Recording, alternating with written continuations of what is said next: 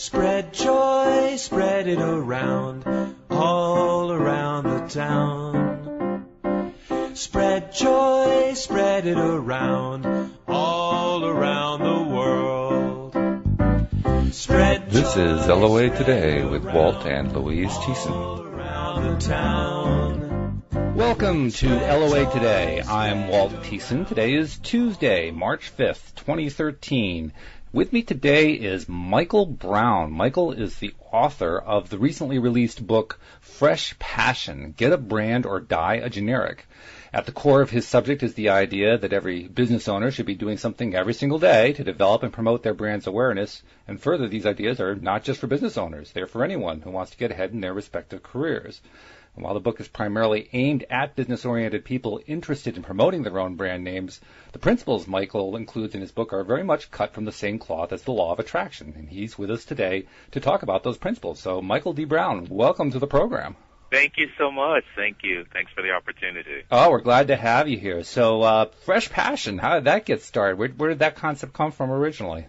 Fresh Passion. Well, in its infancy stage, though it didn't have quite the acronym that it has today, came when I was in undergraduate and graduate school trying to make myself attractive to, at that time, still was a labor market that was looking for folks who could do things differently, who can take their business into the 21st century. So Sure. I needed to find a way that I could remember how to sell me a brand, and had some acronyms to help me, guide me. And as time went on and working in Fortune 1 companies and Fortune 5 companies, began to tease out the methodology until what we have now is Fresh Passion.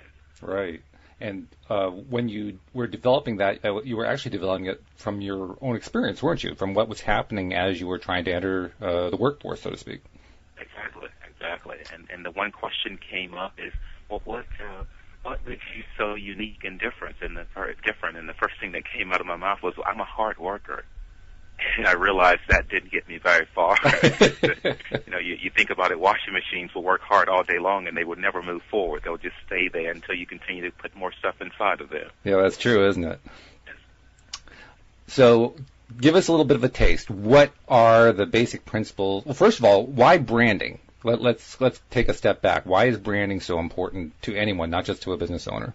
You think about it from an individual, from a business owner now, everybody is tight on money, on resources, and time, and they want to look to say, I have X problem. I need to grow my bottom line. I need to go out and find a proven, branded individual who's been there, done that, and who can come in on Monday morning and do the same for me.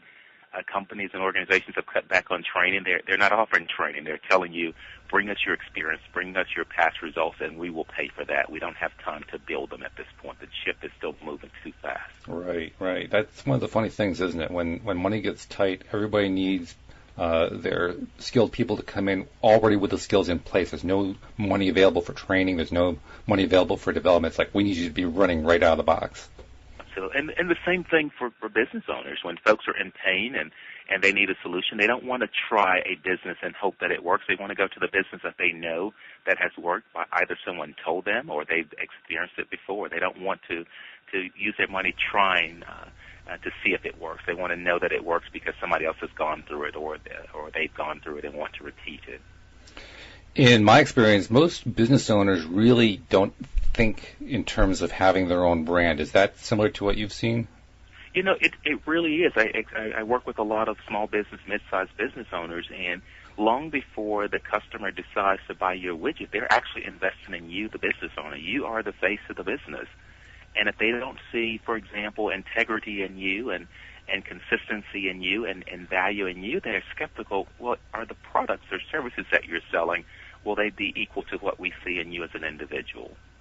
And in fact, what you're describing there is probably one of the reasons why people don't brand, because they think, oh, well, I am honest, I have good integrity, and my customers know that. What do I need a brand for? So if you say an individual is coming to say, I need someone who's good at accounting, who can help me with the new healthcare laws and can get me through this physically and get me on solid grounds, and if they don't see you as a business owner who is good at understanding the numbers and the commercial aspects of the business, then why would they trust that what's behind the scenes is worth their investment? So you're the face, you're the packaging of the brand. You're the package. Before they see what's inside of the package, they need to appreciate what's on the outside, and that is you, the business owner. So really, then we can describe the brand as the first impression. Absolutely, and it's so funny because people will make that first impression within the first 30 seconds, and they spend the rest of the time validating what they believe they saw, they heard, or they felt from your vibes. Right, and that's true whether you're a single lone individual on Main Street running a shop or you're a Fortune 500 company. It's the same thing in any case.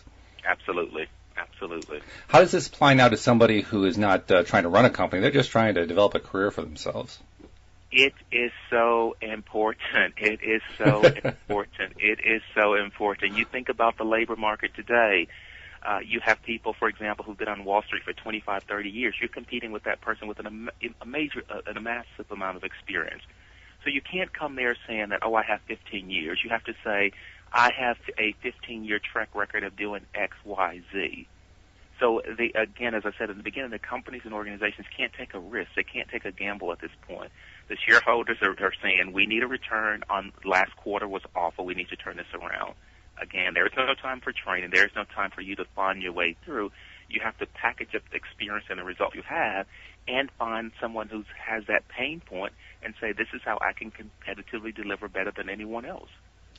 Probably the biggest challenge today comes for young people coming out of school, like you were coming out of school a few years ago, and trying to deal with an extremely unwieldy and unfriendly labor market that really is not looking for them most of the time, and they're constantly, applying for jobs where there are 50 applicants and so forth, or 100 applicants, and many people just, especially among this young group, they get very discouraged very easily to the point where they just kind of give up.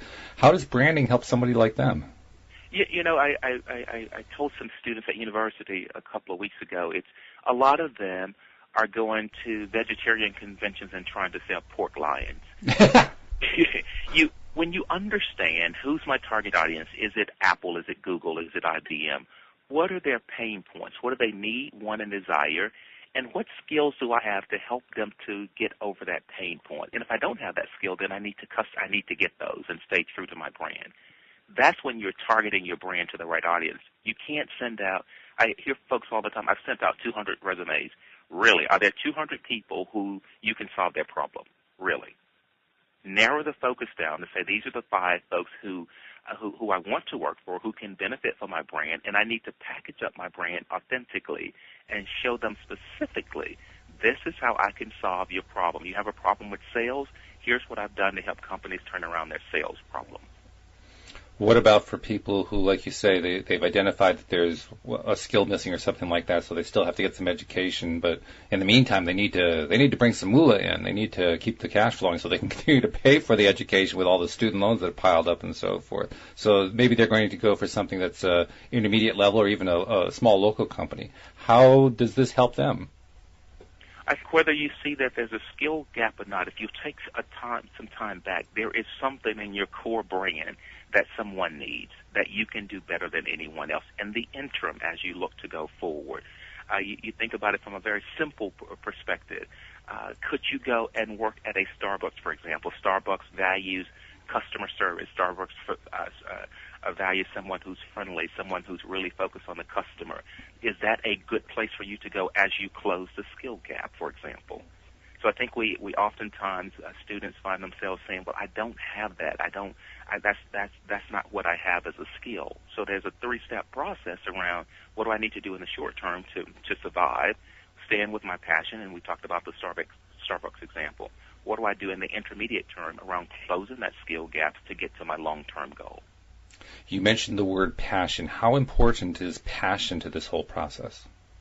It is foundational, and what you have found is a lot of folks are manufacturing their passion to try to respond to this dynamic workplace. And you will never be fully engaged until you're connected with your passion. And you talk to people who've been on their jobs for 15, 20 years and have not had one commute that they were happy to take to their job. Why would you want a life like that? But it's also a big problem. I mean, I can't tell you how many times, including myself many, many years ago coming out of high school, but I can't tell you how many times I've talked to kids coming out of high school, coming out of college. They have no idea what they want to do with their lives. They have no idea what their passion is. And let's be honest, public school doesn't really give you a whole lot of opportunity to find out what that passion is. But what do you do? I mean, you got to get the job now. You got to do something now. You got to start paying the rent now. How do you go about finding your passion in the next 5 minutes? I think if you take a step back, if you go into a room by yourself and you said, if I could get rid of these 4 people in my head that I'm living for, be it my mom, my dad, my wife, my girlfriend, because I'm living out somebody's passion that I'm doing, but it's certainly not mine. Yeah. And to begin to dig inside of your DNA and say, what could I do every day that it doesn't feel like working that I'm excited about? And I'll give you a very quick example. You're familiar with Bliss Products, with I believe her name is Kilgore, who developed this very good skincare product. Her passion, she would have these zits popping parties where she would bring people over and pop zits on their face. Disgusting as we might think it is, I think it's pretty awful. I think so too. And she would apply these creams and things to their faces. Well, she started Bliss Spa, which is a very good spa in New York and London and all over, and the Bliss Care product line is massive. And she sold the things for multi-million dollars several years later. That was her passion, popping zits, and she turned it into a business. Don't get so disconnected from your passion. If you want to be a musician, people say musicians starve. Well, you're a business major. Can you open up a music school and still stay connected to your passion? Yeah. The real key there is passion, and passion implies joy. So I guess it's really a question of what do you find in your life is joyful, and even if you can't immediately see a way that joyful thing can turn into a career, try to find a way to pursue it anyway. Otherwise, you will be like the folks who've commuted in New York's traffic for 18 years and hate what they're going to do every day. And by the way, you won't maximize your potential because you won't be fully engaged on your job, because you can't be fully engaged in something you don't really like. So you're actually going backwards. Whereas if your earnings potential was $200,000, you've not been so passionate about it, so you haven't been the standout employee. You haven't taken the company to the next level. So you're actually just going through the motion for 18 years and never really maximizing your potential, because you are disconnected from your passion. Probably the best way for a young person to appreciate what it's like to grind it out for, like you say, 18 years doing something that's not your passion is, if they didn't like school, equate it to that. What's it like to have come through 12 years of school and you didn't really enjoy much of it, and there was so much of it you didn't want to have to do, but you did it anyway. Now you're doing it again. Exactly. For 18 years. Yeah, right. So art appreciation and economics all over for 18 years. Unless art appreciation is what you love, of course. But exactly. I happen to like economics, but I know most people don't. But it can happen if you get those 6 people out of your head and stop living their passion and their dreams. Stop manufacturing your passion and going from place to place trying to fit in where it's not connected with you. And companies are seeing that now. When they see that this is not really something you want to do, they're less apt to invest in you because they know the return on their investment is going to be less than what they could get if someone was really passionate about their organization. Yeah, that's really, really important.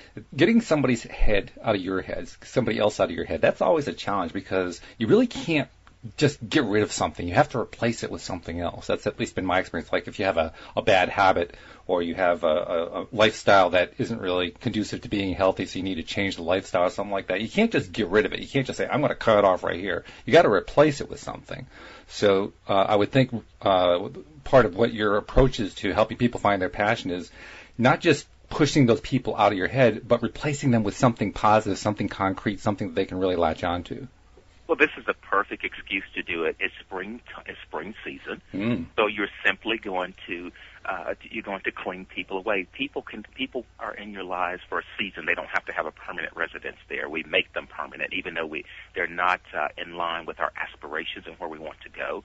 You look around in your circle and you have 6 people who can't help you get forward, who does not appreciate your passion and where you're trying to go. So they can never give you relevant advice, but they're part of your advisory board, and they're telling you this is what you should be doing, but you're disconnected, and you're fearful to let them go because you don't believe you can recruit other people to be supporters of yours because you're at a vegetarian convention serving pork loins.